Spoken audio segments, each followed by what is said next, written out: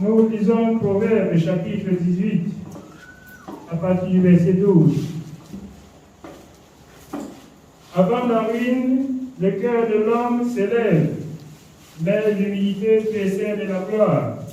Avant la ruine, c'est-à-dire avant que l'homme ne soit ruiné, avant que l'homme ne soit détruit, son cœur s'élève. Le cœur de l'homme s'élève contre quoi? Contre tout ce que Dieu a dit. C'est la rébellion. Avant la ruine, le cœur de l'homme s'élève. L'homme lutte contre son Créateur. Or, nous savons tous que Dieu ne ment pas. Dieu n'est pas un homme. Les hommes peuvent mentir, mais Dieu ne ment pas. Si la parole de Dieu ne s'accomplit pas dans la vie de quelqu'un, c'est qu'il n'a pas fait ce que Dieu a dit. C'est tout. Si la parole de Dieu ne s'accomplit pas à ton niveau, sache que tu n'as pas fait ce que Dieu a dit. Sache que tu n'es pas ce que Dieu veut que tu sois. Et je rappelle toujours aux enfants de Dieu, j'aime beaucoup les écrits de l'apôtre Paul. Examinez vous-même pour savoir si vous êtes dans la foi. 2 Corinthiens 13 et 5. Oui, que ce passage des Écritures reste dans votre esprit. Le Seigneur, dans le livre des Hébreux, a dit, dans Hébreux 10, 16, qu'après ce jour-là, il va écrire sur la table de votre cœur et il va lier ses paroles dans votre esprit et il fera de telle en sorte que vous suiviez ses voies. Alors, la condamnation ne serait plus votre partage. La parole de Dieu, c'est la vérité. La parole de Dieu, c'est la vérité. Avant la ruine, le cœur de l'homme se lève. Le cœur de l'homme combat Dieu. Le cœur de l'homme repousse Dieu. Le cœur de l'homme cherche ce qui lui plaît. Cherche ce qui lui plaît. Rentrons dans la parole de Dieu, dans Proverbe 16 à partir du premier verset. Proverbe chapitre 16 à partir du premier verset. Proverbe chapitre 16. Proverbe 16 à partir du verset 1. Les projets que forme le cœur dépendent de l'homme, mais la réponse que donne la bouche vient de l'Éternel. L'homme peut penser ce qu'il peut penser. L'homme peut faire ce qu'il veut faire. Mais la réponse de la réussite ou de la perdition vient de l'Éternel.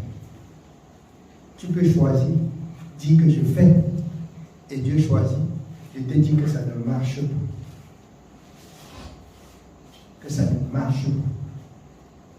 Les projets que forme le cœur de l'homme, la réponse du projet vient de l'Éternel. Elle vient de l'Éternel.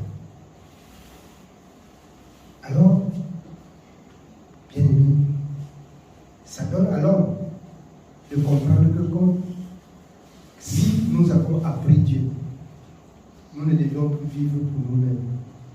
Nous devions vivre pour Dieu afin que la réponse de notre vie vienne de Dieu. La réponse de notre existence, qu'elle vienne de l'Éternel. Voilà ce qui est bon, voilà ce qui est utile pour le croyant. Oui, bien aimé, on continue. Nous continuons au verset 2. Toutes les voies de l'homme sont pures à ses yeux, mais celui qui pèse les esprits, c'est l'Éternel. Alors, bien aimé, écoutez bien. Quand l'homme ne cherche pas Dieu, quand l'homme se croit juste, comme beaucoup dans le monde, alors tu dis crains l'Éternel. Non, je crains déjà Dieu. Non, je ne fais pas ce que je ne vole pas, je ne commets pas l'adultère, je ne fais pas ceci, je ne m'insulte pas. C'est ta propre justice. C'est ta propre justice. Alors, si Dieu connaissait que les hommes peuvent être justes comme ça, il n'envoyait plus la parole. Il n'envoyait plus la parole. La justice de l'homme, bien aimé, doit être réglée d'après la parole de Dieu. Alors, quel est cet esprit qui t'anime? Et tu vois du coup que tu ne fais pas le mal, tu ne fais pas ceci. Alors, c'est parce que Dieu a mis en toi l'instinct de vie, l'esprit de la connaissance du mal et du bien.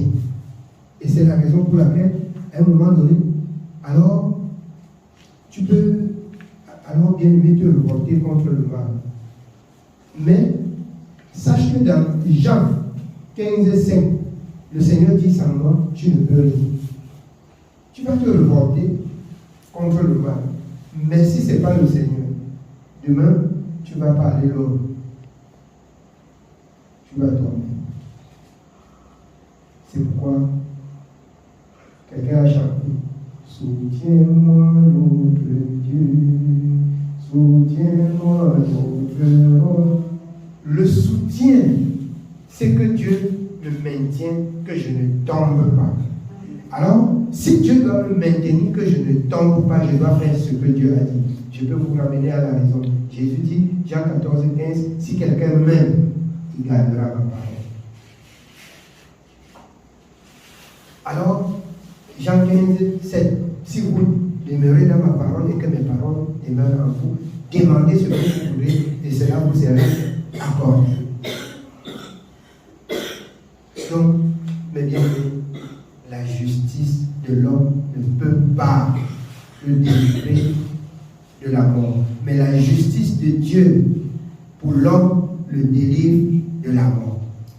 La justice de l'homme, c'est-à-dire la volonté de l'homme personnel, ça ne peut pas le délivrer de la mort. Amen. C'est la justice de Dieu qui délivre de la mort. Oh, je ne pêche pas, oh, je ne fais pas ceci, oh, je ne fais pas cela, je ne fais pas, et même les traditions, je ne fais pas. Oui, et c'est encore bien pour toi, mais il est mieux de connaître ce que Dieu a dit, pour faire ce que Dieu a dit. Tu seras plus en paix. Amen. Oui, bien-aimé, on continue. Nous continuons au verset 3.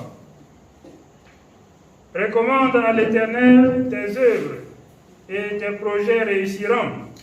Recommande à l'Éternel tes œuvres et tes projets réussiront.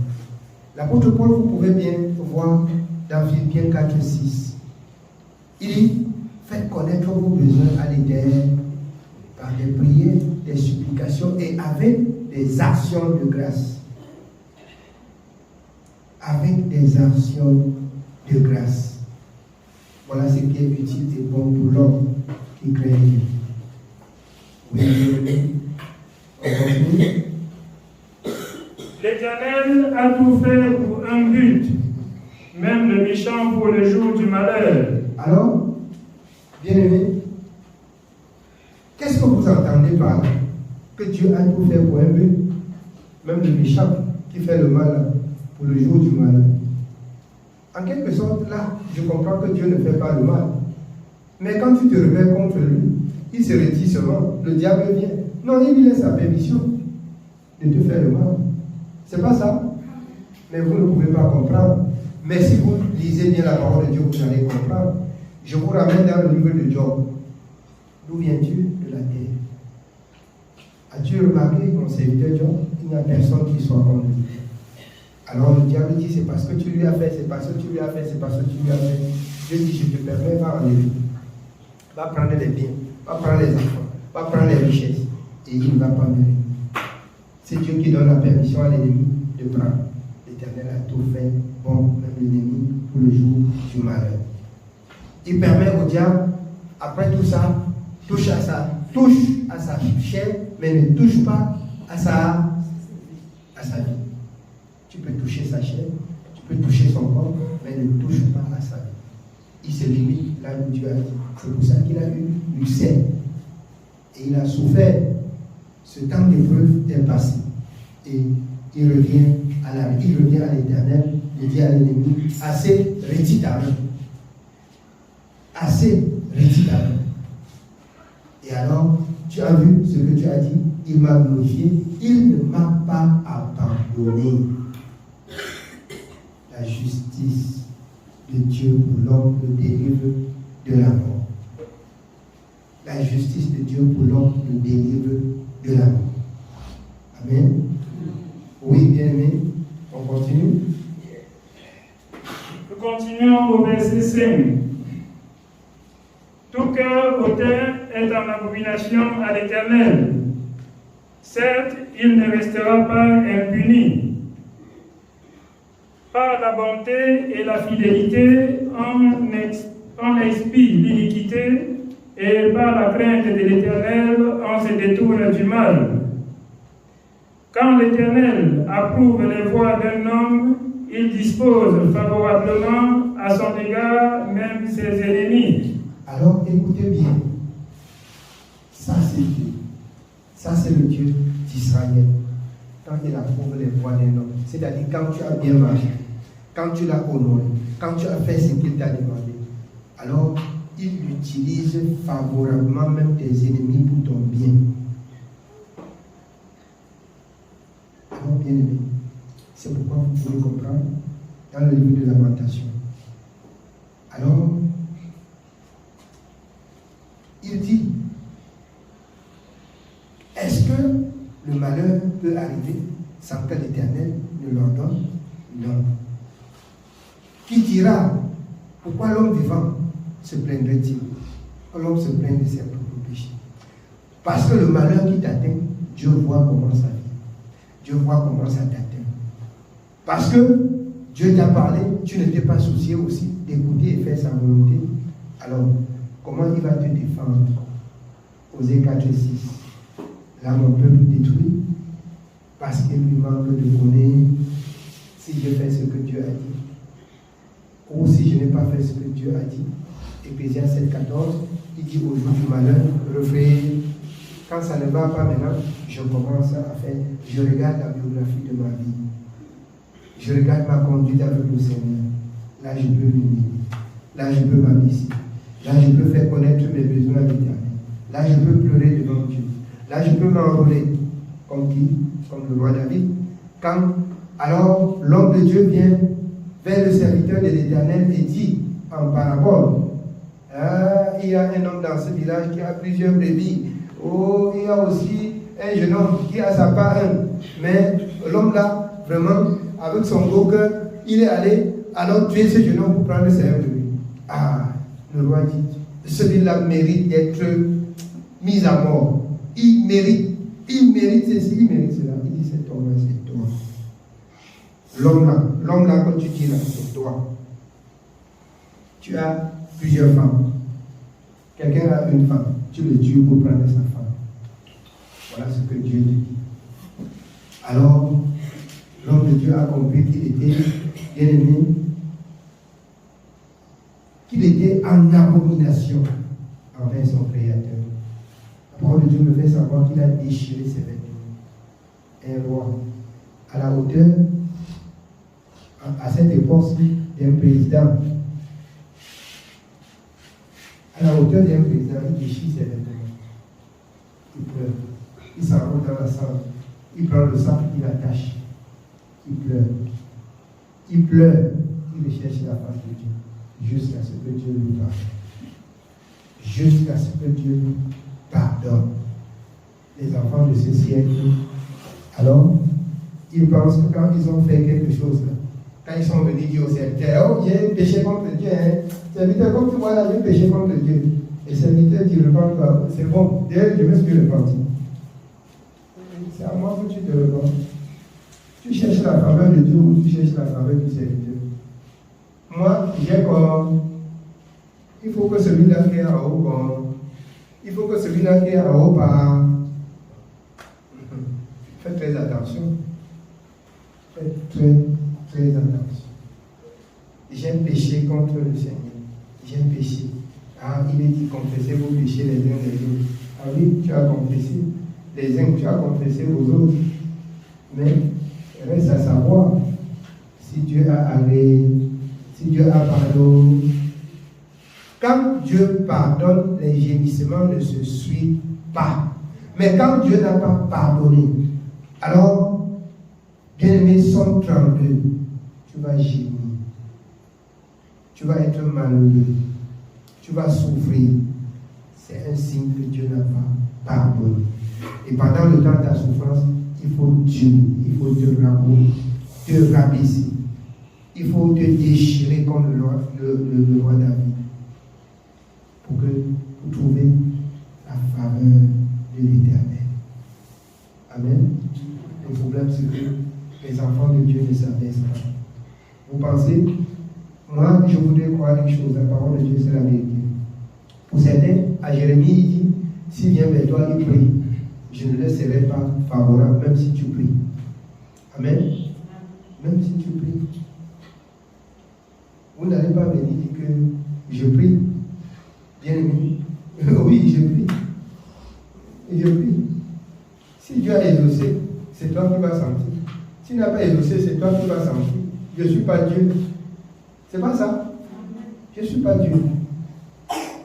Donc, bien aimé, recherchez la paix avec vous-même, avec vos proches. Recherchez la paix avec le Seigneur. Si tu as péché contre ton frère, la parole de Dieu le dit, va vers lui. C'est ça? Mais si tu as péché contre Dieu, tu vas vers ton frère pour qu'il plaide pour toi devant Dieu. Est-ce que, bien aimé, la prière automatiquement, Dieu a agi? C'est selon le cœur que tu t'approches de Dieu avec, qui peut faire en sorte, peut-être en sorte que Dieu pardonne. C'est la position de ton cœur, c'est la disponibilité de ton cœur. Tu peux venir devant Dieu, tu as les rancunes dans la tête, tu as les rancunes dans le cœur, tu as les rancunes, tu as les rancunes, tu as les rancunes. Si Dieu me pardonne, tel que tu vois là, il va me sentir. Alors, ça va être. Ton pardon là, tu vas marcher. Ton pardon là, c'est long. Ton pardon là, c'est long avec Dieu. Parce que tu as un cœur incrédule.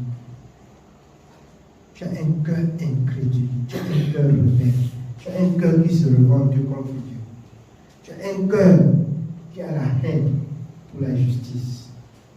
Jusqu'à ce que ton cœur retrouve le sentiment de la justice.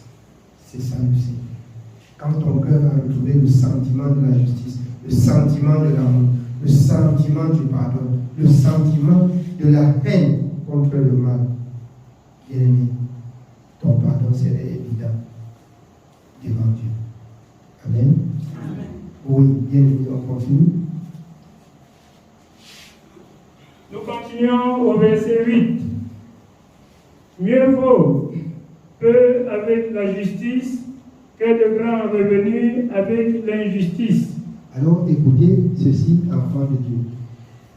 Mieux vaut avoir un peu dans la justice que d'avoir beaucoup avec la journée.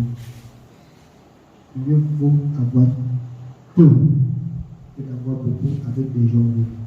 Ça ne va pas vous aider. Ça ne serait que l'une de perdition. Et beaucoup d'enfants de Dieu souffrent à cause de ce convoitise, à cause, bien aimé, de la recherche de la grandeur du rançon. C'est ce que les enfants de Dieu souffrent. C'est ce que les enfants de Dieu souffrent. Et il a dit que tu vas être la tête et non la queue. Il va être la tête et non. Pour être la tête, c'est le travail. La tête, ce sont des personnes dignes qui servent Dieu sans pécher contre Dieu. C'est ça qu'on appelle la tête. La tête, ce n'est pas pour gérer le monde. La tête, ce n'est pas pour les richesses du monde. La tête, c'est pour être une personne exemplaire à servir Dieu. Vous êtes en tête de la justice. Moi, je préfère être la tête de la justice. Celui-là qu'on peut trouver, celui en qui on peut trouver le modèle pour aimer et servir l'Éternel. C'est ça la tête. Pour moi, la tête, ce n'est pas les choses périssables. Oui. Au verset 9, nous continuons. Le cœur de l'homme médite sa voie, mais c'est l'Éternel qui dirige ses pas. Le cœur de l'homme médite ses voies. Alors, Là où vous êtes là, c'est chacun qui réfléchit qu'après ici, là, ici, ou après ici, il va pas. C'est pas ça. Certainement, après ici, d'autres vont prendre le sang pour la prostitution. Nous, on prêche seulement. C'est pas ça. Certainement, ici, d'autres ont les armes dans les poches. Après, ici, ils partent de braquer. Nous, on prêche seulement, on dit la vérité. Mais le cœur, là, après avoir écouté la justice, tu pars, tu ne vas pas t'en sortir. Tu ne vas pas t'en sortir. Ça ne va pas te laisser. Parce que tu as connu le Dieu de la vérité, qui te demande de te détourner du mal et qui te demande d'être ainsi la tête pour conseiller les braqueurs d'abandonner le braquage, de servir Dieu et de travailler de leur propre main pour avoir le pain quotidien. C'est là la tête, c'est là être la tête. Amen. Voilà être la tête. Voilà être la tête. Beaucoup d'enfants de Dieu échouent aujourd'hui parce qu'ils cherchent seulement à être les chefs d'entreprise. C'est pas ça. Bien-aimé, le projet que forme le cœur de l'homme, la réponse vient de l'Éternel.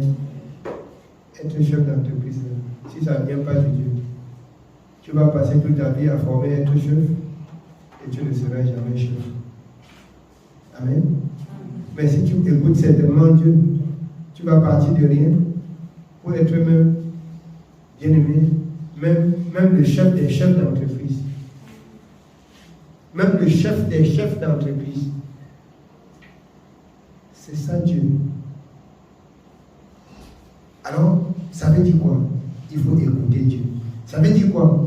Il faut être juste, ce qu'on a appris hier dans des tout petits, afin que l'Éternel te confie ce qui est.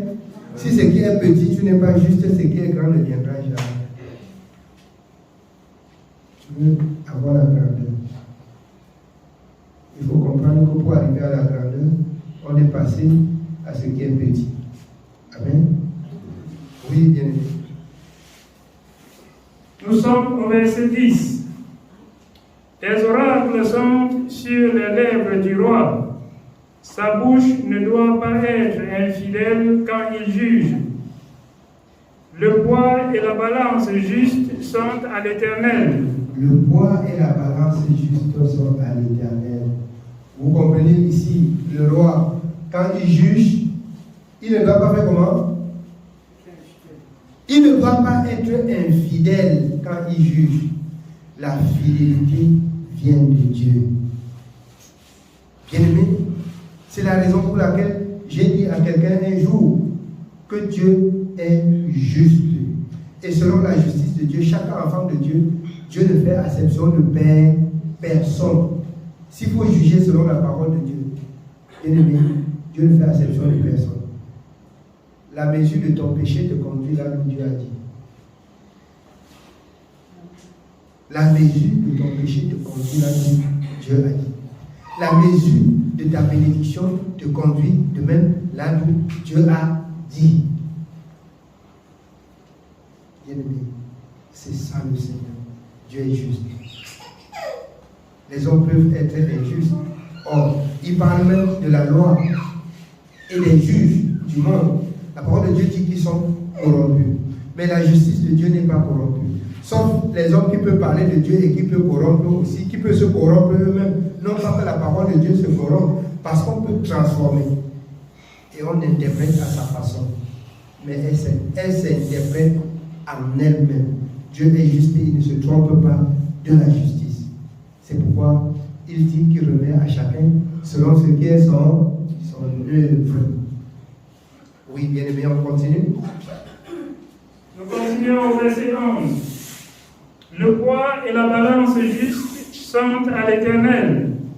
Tous les poids du sac sont son ouvrage. Les rois ont horreur de faire le mal, car c'est par la justice que le trône s'affermit. Les lèvres justes gagnent la faveur des rois, et ils aiment celui qui parle avec droiture. La fureur du roi est un messager de mort, et un homme sage doit l'apaiser. La sérénité du visage du roi donne la vie, et sa faveur est comme une pluie du printemps. Combien acquérir la sagesse vaut mieux que l'or, combien acquérir l'intelligence est préférable à l'argent. Le chemin des hommes droits, c'est d'éviter le mal. Amen. Écoutez bien, pour conclure, le chemin des hommes droits, c'est d'éviter le mal. Or, qu'est-ce que le mal? Nous pouvons identifier le mal à travers ce que Dieu a dit. Je disais qu'aujourd'hui, les hommes disent que oh, je n'ai pas fait ceci, oh, je n'ai pas fait cela. Mais ils ne prennent pas le temps de regarder dans la parole de Dieu pour connaître entièrement ce que Dieu dit. Ne touche pas, ne fais pas. Et les hommes maintenant peuvent présenter leur propre justice. Les hommes peuvent présenter leur propre justice. Les uns vont condamner les autres dans le manger et dans le boire. Alors, les autres aussi, bien aimés, dans la façon de prier. Les autres aussi, chacun trouve une raison. Chacun trouve une raison. Chacun trouve une raison. Ainsi, je disais la dernière fois, les gens parlent des apôtres, les gens parlent des prophètes, mais rejettent leurs enseignements. Ce que l'apôtre Paul a dit, d'autres prennent en partie. D'autres prennent en partie. Mais bien aimé, tout ce qui est écrit là doit être consommé. Ça doit être consommé, tout ce qui est écrit. Tout ce qui est écrit doit être consommé. Sinon, vous n'êtes pas les enfants de Dieu. Amen. Oui, bien aimé. Nous continuons au verset 17. Le chemin des hommes droits, c'est d'éviter le mal. Celui qui garde son âme veille sur sa voie. L'arrogance précède la ruine et l'orgueil précède la chute. L'arrogance précède la ruine. Quand on est arrogant, on va tomber. Quand on est arrogant, on va se blesser. Quand on est arrogant, bien aimé, on ne va pas arriver. C'est pour ça que la parole de Dieu dit, bien aimé, l'arrogance, elle précède la ruine. L'humilité, elle précède la gloire. Oui. Mieux vaut être humble avec les humbles que de partager le butin avec les orgueilleux. Celui qui réfléchit sur les choses trouve le bonheur, et celui qui se confie en l'Éternel est heureux. Celui qui se confie en l'Éternel est heureux. Confiez-vous à l'Éternel. Il est écrit dans le livre de Psaume 37. Alors, confie-toi à l'Éternel. Fais de l'Éternel tes délices, et il donnera ce que ton cœur désire. Confiez-vous à l'Éternel. Là, au moment où vous aurez besoin de l'Éternel, quand vous allez le prier, il va vous exaucer. Alors, je crois que c'est dans le livre de Michée, quand le Seigneur dit, alors plus qu'il vous a aussi appelé, vous ne vous êtes pas soucié, au moment où vous aurez aussi besoin de lui aussi va vous tourner le dos. Vous allez crier. Dieu va être pour vous, bien-aimé, comme les 450 prophètes de Baal. Vous allez crier, appeler Dieu. Dieu ne viendra pas en secours. Juste parce que vous ne l'honorez pas en gardant sa parole. Sa parole. La parole de Dieu, c'est la vie. Oui, bien-aimé. Au verset 21, celui qui est sage de cœur est appelé intelligent, et la douceur des lèvres augmente le savoir. La sagesse est une source de vie pour celui qui la possède, et le châtiment des insensés, c'est leur folie. Celui qui est sage de cœur manifeste la sagesse par sa bouche, et l'accroissement de son savoir paraît sur ses lèvres. Les paroles agréables sont un rayon de miel, douce pour l'âme et salutaire pour le corps. Telle voix paraît droite à un homme, mais son issue, c'est la voie de la mort. Alors, telle voix paraît droite. C'est-à-dire, tu trouves de tes yeux bien. Mais là où ça conduit, c'est là où il faut mourir. C'est pas ça? Bien aimé. Alors, quand vous tombez dans l'adultère, je prends un exemple.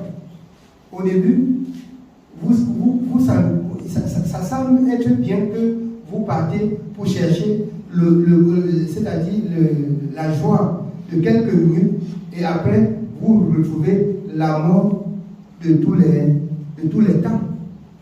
C'est pas ça? Ça vous conduit à la mort, comme il y a la vie éternelle, à la mort éternelle. C'est ça. Ça semble être bon quand on parle, mais son issue, ça débouche à la mort. Ça débouche à la mort. Ça débouche à la mort. Oui. Nous continuons au verset 26. Celui qui travaille, travaille pour lui, car sa bouche l'y excite. Bien aimé, c'est très bien. Si tu travailles pour toi. Parce que ta bouche t'impose à travailler. Et quand ça va demander à mendier, mon ami, ça ne doit pas dire que tu pars chez tel. Ça doit dire seulement que je veux. C'est pas ça. Quand ça réclame là, c'est une place. Ça réclame. Et puis pour toi, si tu as accouché les enfants qui sont sur ta charge, ça va réclamer. Et ça va réclamer même pour eux. Tu vas prendre ta paille et le donner pour eux. C'est pas ça? Donc, ça t'impose de travailler. Tu te retrouves dans l'obligation de travailler pour ne pas pécher contre Dieu. Oui. Au verset 27, l'homme pervers prépare le malheur, et il y a sur ses lèvres comme un feu ardent. L'homme pervers excite des querelles, et le rapporteur divise les amis. Le rapporteur divise les amis. C'est celui qui va dire. C'est celui qui va dire, rapporter ce qui a été dit pour diviser. Vous pouvez. La parole de Dieu dit même que les paroles des rapportés sont comme les friandises. C'est-à-dire, tel qu'il a écouté ici, vous pouvez parler pour édifier ou pour dire que vous allez prier pour quelqu'un. Quand ils sont là, il ne voit souvent marcher avec le frère de temps, tu le vois seulement. Tu le vois seulement. Ce qui sort de sa bouche. D'abord, si tu pouvais connaître même ça, c'est que même bonjour, tu ne vas plus dire bonjour.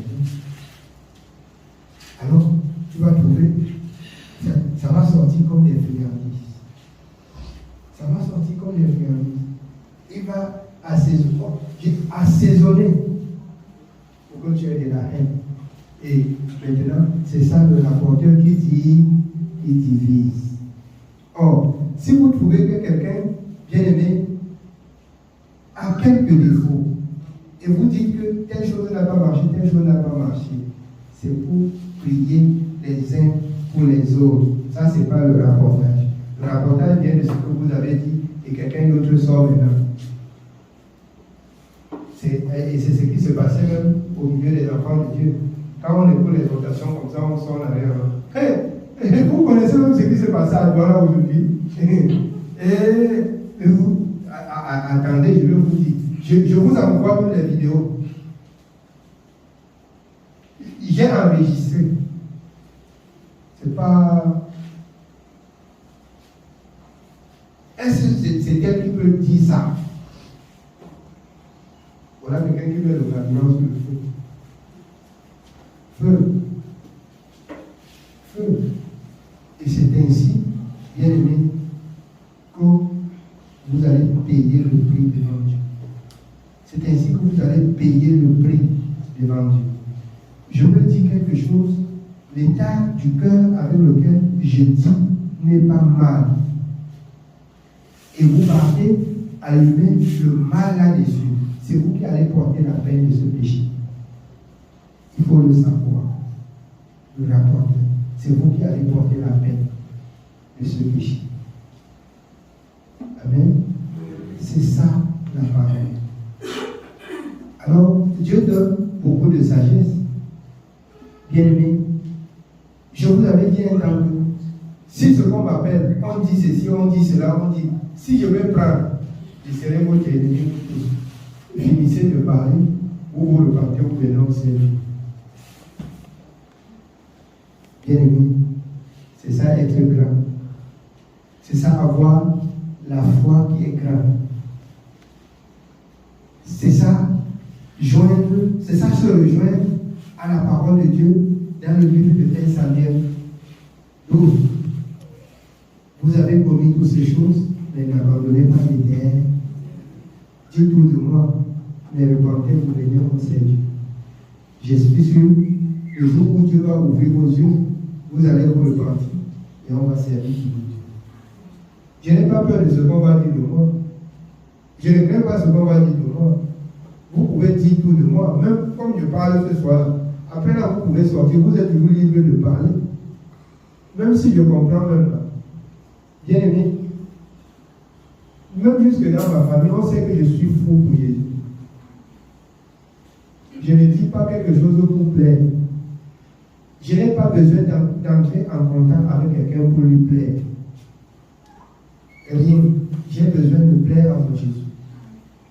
J'ai besoin de plaire à mon Dieu. Voici, c'est la parole de Dieu dans 1 Corinthiens 4. Peu importe le tribunal des hommes, il peut, bien aimé, accorder sur moi. La seule chose que je dois me méfier, c'est de tomber dans la loi de mon Dieu. Je dois éviter de tomber. Je dois éviter de tomber.